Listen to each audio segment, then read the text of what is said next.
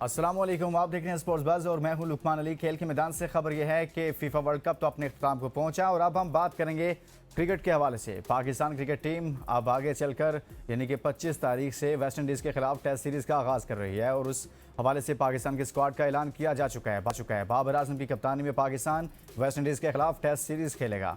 इस test series में पाकिस्तान के स्क्वाड में कुछ नए नामों को शामिल किया गया है, कुछ नए प्लेयर्स को शामिल किया गया है, लेकिन साथ ही साथ इस वक्त पाकिस्तान में ये डिबेट चल रही है कि पाकिस्तान की क्रिकेट इस वक्त किन हालात से गुजर रही है और उसकी वजूहात क्या हैं। क्यों पाकिस्तान की क्रिकेट इतनी तनज़ली का शिकार है, क्यों इतनी बदतरीन सूरत हाल है, उस पर मुख्तलिफ क्रिकेटर्स की, साबिक क्रिकेटर्स की मुख्तलिफ आरा भी सामने आ रही हैं।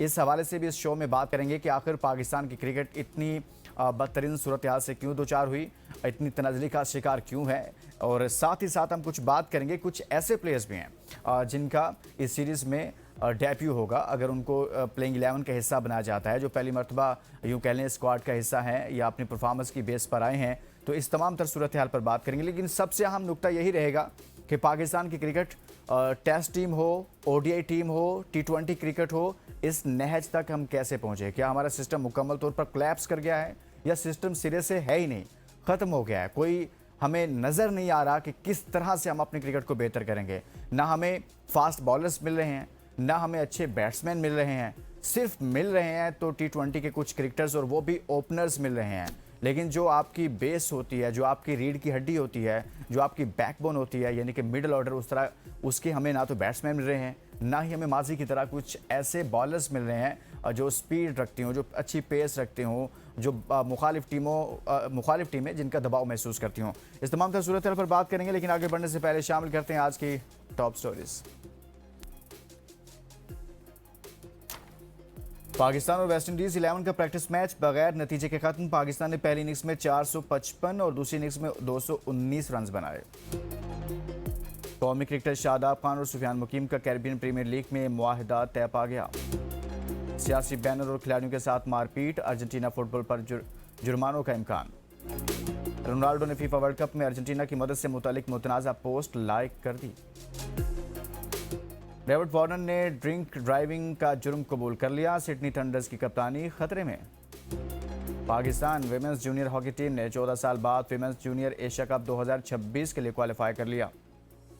World squash junior individual championship में पाकिस्तान का फातिहाना आगाज, चारों खिलाड़ी राउंड ऑफ 32 में पहुंच गए।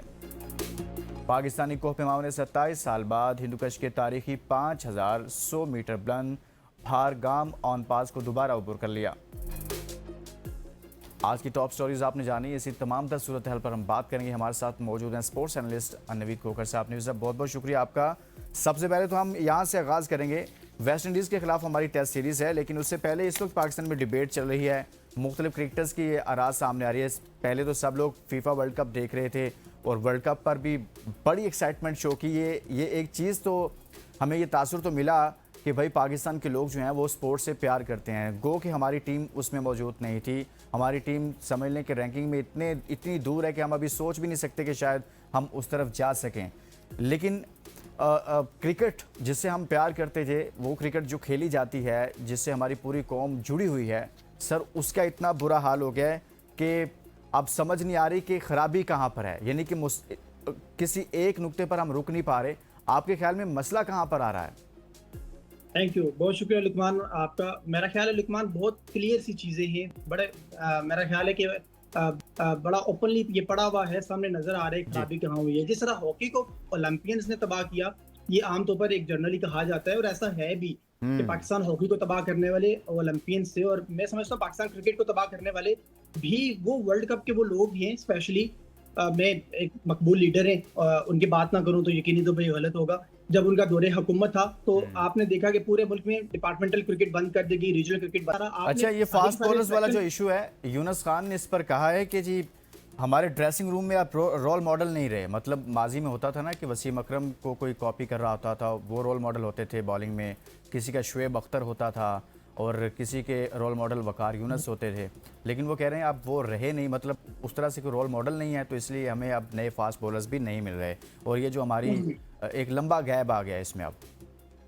बिल्कुल ऐसा ही है। और देखें जो वक्त चल रहा है, अगर आपने इस तरह की कोई इनिशिएट नहीं किया, कोई अच्छे fast bowlers as a coach, as a trainer आप लेकर नहीं आए। मैं समझता हूँ आपको फौरी तौर पे वसीम अकरम के साथ, शोएब अख्तर के साथ, जो कितनी बार वो पाकिस्तान क्रिकेट को कह चुके हैं कि हम आपके साथ बैठने को तैयार हैं, हम पाकिस्तान क्रिकेट को सर्व करने को तैयार हैं। आपको फौरी तौर पे उनसे बात करनी चाहिए, उनको हेड सही कोच ले आना चाहिए, उनको कम से कम बॉलिंग कोच लेकर आए यार। आप शोएब अख्तर सही को कह आज रहे तक क्यों हैं नहीं नवीद पाकिस्तान भाई। क्रिकेट बोर्ड लेकर आया? एक ब्रेक लेते हैं और वापस आते हैं तो कुछ इस हवाले से मजीद बात करेंगे। और दोनों टीमों के दरमियान एक मैच भी खेला गया है, प्रैक्टिस मैच था, उसमें कुछ अच्छी परफॉर्मेंसेज भी आई हैं, उस पर बात करते हैं इस ब्रेक के बाद।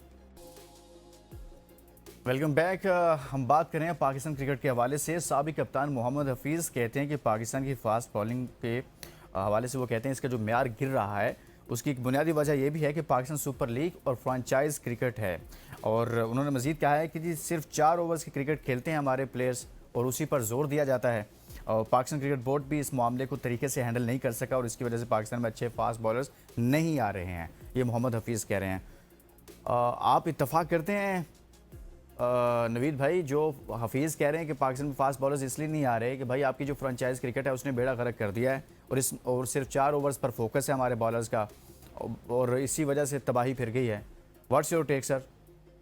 सर बिल्कुल, मैं समझता हूँ हफीज है जो बहुत कमाल की बात कर रहे हैं, बहुत अच्छी बात कर रहे हैं, और है 100% यही बात है कि पाकिस्तान सुपर लीग ने हमें अच्छा, एक और चीज भी हमारी गलती ये भी है कि हम सिर्फ पाकिस्तान सुपर लीग को घूरते इल्जाम तो ठहरा देते हैं, लेकिन हमें ये देखना होगा कि पाकिस्तान में क्रिकेट की तरक्की के लिए उन्होंने बहुत काम किया है। पाकिस्तान सुपर लीग ने हमें हमें डिवाइड करना होगा। T20 क्रिकेट अलग है, ओडीआई क्रिकेट अलग है, टेस्ट क्रिकेट अलग है।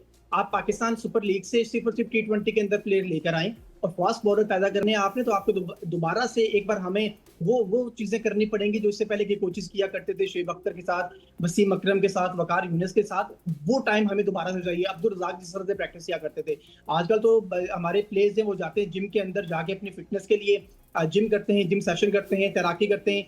कहा जा रहा है हम उनको पैडल खिलाएंगे, कहा जा रहा है हम उनको बास्केटबॉल खिलाएंगे, फुटबॉल खिलाएंगे, वो किसी टाइम में ऑस्ट्रेलियन फुटबॉल भी खेलते रहे। ये भी कहा जा रहा है कि उनके लिए हम ना इंडोर एक गेमिंग का रूम बना रहे हैं जहां वो स्नोकर खेलेंगे। मेरा ख्याल है पाकिस्तानी क्रिकेटर्स हैं जो क्रिकेट को छोड़ के तमाम बाकी गेम्स खेलना चाहते हैं, वो क्रिकेट नहीं खेलना चाहते सिर्फ, और अगर खेलना भी चाहते हैं तो सिर्फ इसलिए खेलना चाहते हैं कि उन्हें T20 के कुछ मैचेस मिल जाएं, 2-4 छक्के लगा लें, 2-4 विकेट्स ले लें और उनका नाम बन जाए और वो पूरी बल्ले बल्ले करवा दें कि यार हम पाकिस्तान के इंटरनेशनल क्रिकेटर्स हैं। तमाम तर गेम्स की सहूलियात दी जा रही है पाकिस्तान क्रिकेट बोर्ड की तरफ से।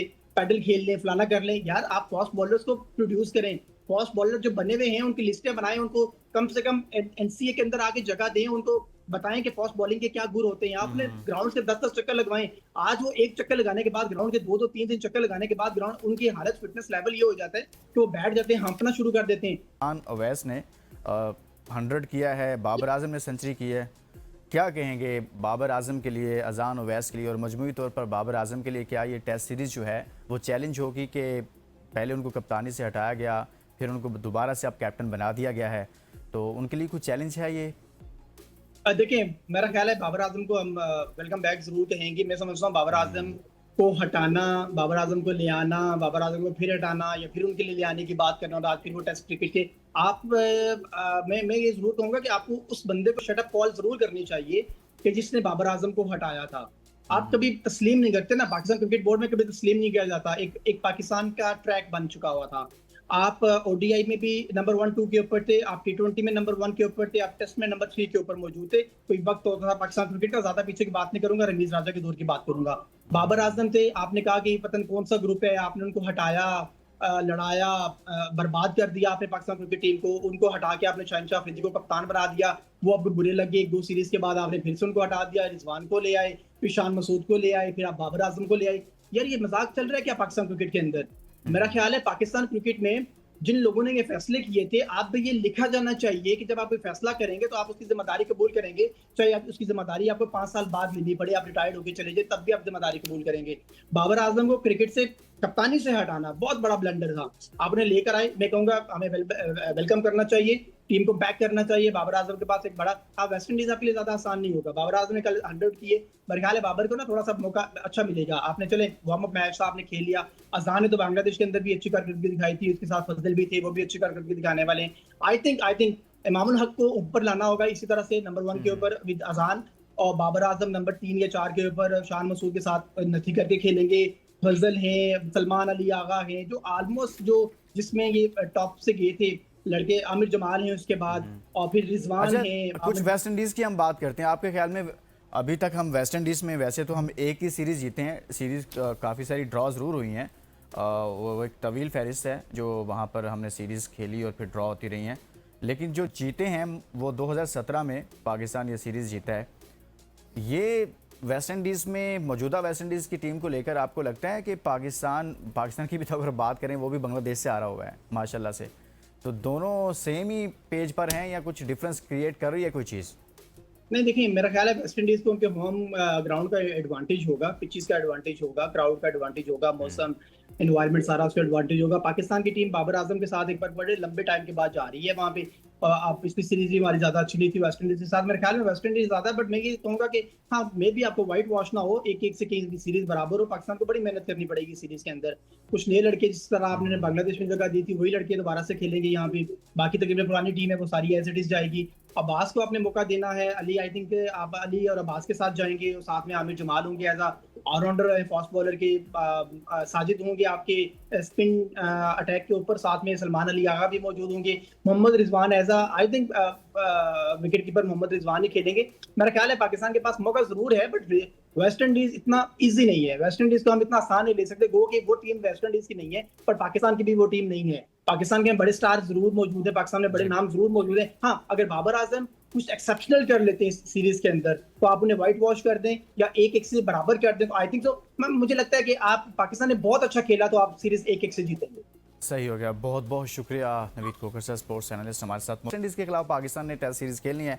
बाबर आजम के नातवा कंधों पर एक मरतबा फिर से जिम्मेदारी सौंपी गई है, वो पाकिस्तान टीम की क़यादत करेंगे। देखते हैं वो वेस्ट इंडीज़ जहाँ पर सिर्फ अभी तक हम एक टेस्ट सीरीज़ जीते हैं, क्या इस बार हम उनकी कप्तानी में टेस्ट सीरीज़ जीतेंगे या नहीं। इजाज़त दीजिए, अपना बहुत सारा ख्याल रखिए। अल्लाह हाफ़िज़।